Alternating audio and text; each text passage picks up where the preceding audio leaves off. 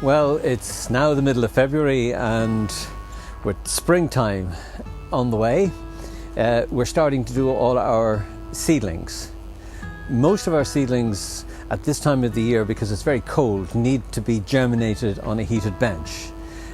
We don't have electricity in the farm, but I do have a glass house at home in my garden in Hollywood, so I have a heated bench in there, and I'm able to start things off. So come about the middle of January, I do lettuce.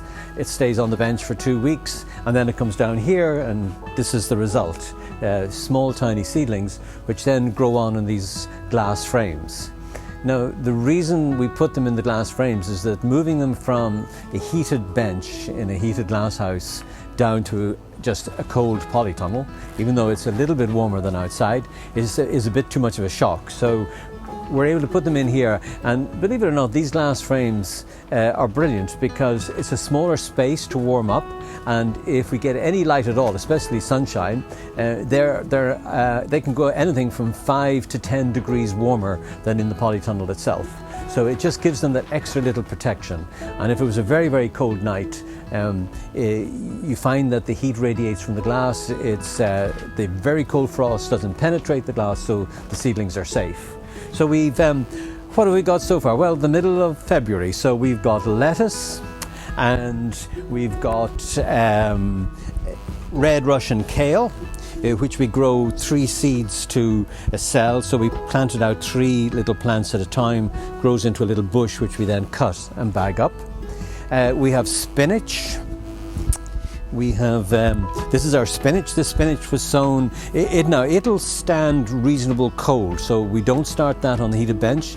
That will germinate itself in the cold frame. So they were sown about the beginning of February. They're now through 2.5 weeks later, and they'll be ready for transplanting into our polytunnel probably in about 4 or 5 weeks time. We're about to sow a second batch of spinach once I move these out up onto these benches here. I'm extending this bench this week, and we'll sow a second batch, and that'll be the continuity, and then we'll do a third one, and then we'll do a fourth one. So we're sowing right up until the middle of April when it comes to spinach. We then have these things move from here up onto these benches, and the purpose of these benches are twofold. Number one, it keeps everything up high and we can still crop the winter salads underneath. And number two, we will need these most definitely in about 3 weeks time when we start sowing scallions, and that's winter, you know, scallions are the spring onions. They're known as spring onions, and also beetroot. Now, the big problem with scallions and beetroot is they attract mice. Mice are a nightmare. We could not put scallions in these trays or beetroot in these trays down on the ground because we wouldn't have any beetroot within 2 or 3 days. They'd come and eat all the seeds.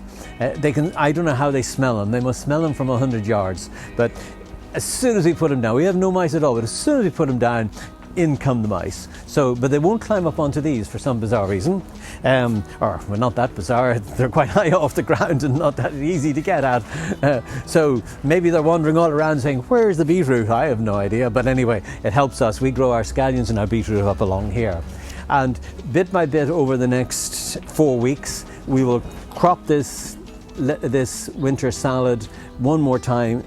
It'll be finished, and then we'll start sowing and filling up all the other beds. And once they're full, which is probably around the middle of March, we then start also filling up, then start sowing outdoors and filling up the benches outdoors, which is a combination of cold germination outdoors combined with hardening off of plants that are in here that are going to the next stage out onto the field.